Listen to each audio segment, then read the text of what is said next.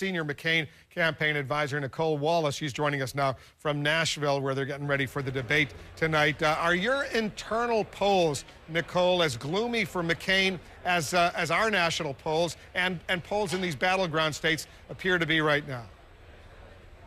You know, I'm standing here scratching my head about what we just looked at. Nobody has voted yet, Wolf, and I hope that doesn't put John King out of business because he's a great reporter and a great guy. But the truth is, people are angry. These are serious times.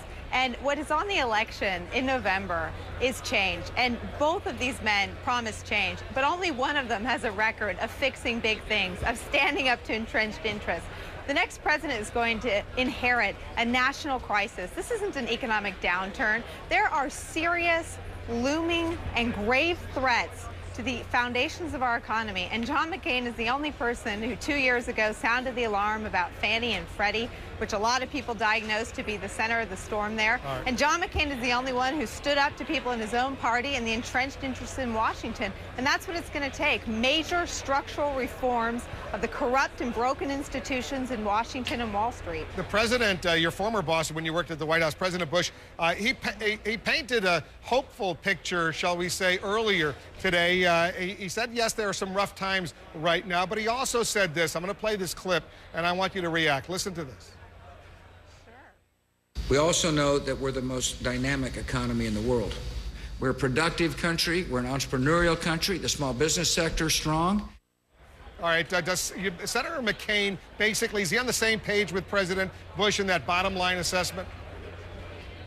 Well, Wolf, let me tell you something about the small businesses in America. We've lost over 700,000 jobs this year, but small businesses in America have gained. They have added 350,000 jobs. It's remarkable. So at the center of the vision for the next president of this country should be policies that help strengthen them. They're the only people in America who are adding jobs. And Barack Obama's promise, his promise to raise their taxes would decimate the last area of America's economy that's still flourishing. Our small businesses are adding jobs. They've added 350,000. And I'd say one of the most vital things that we need to look at is the differences between what Barack Obama would do to our small businesses, which would be to enact tax increases and mandates on health care that would decimate that last stronghold in our economy. He says he's only going to raise taxes. And John McCain, who would make sure they would flourish.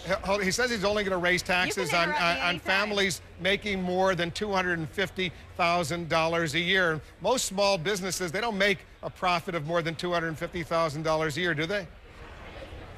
Well, families, that is a very small parsing of Barack Obama's tax increase strategy.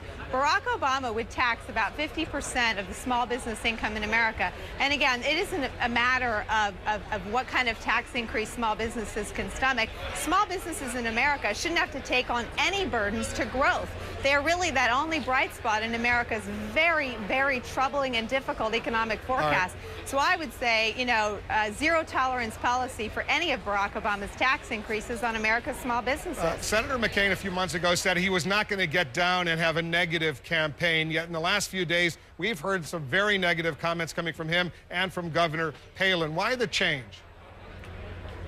I'm not sure what you're referring to, but, you know, Barack Obama has spent a record number of dollars attacking John McCain with ads that are usually not even truthful. And he set a record for Democrats and Republicans in this presidential campaign. So we're going to respond. We're going to set the record straight. And unfortunately, it's something we have to do more and more often, Wolf. When is Governor Palin going to have a full-scale, formal news conference?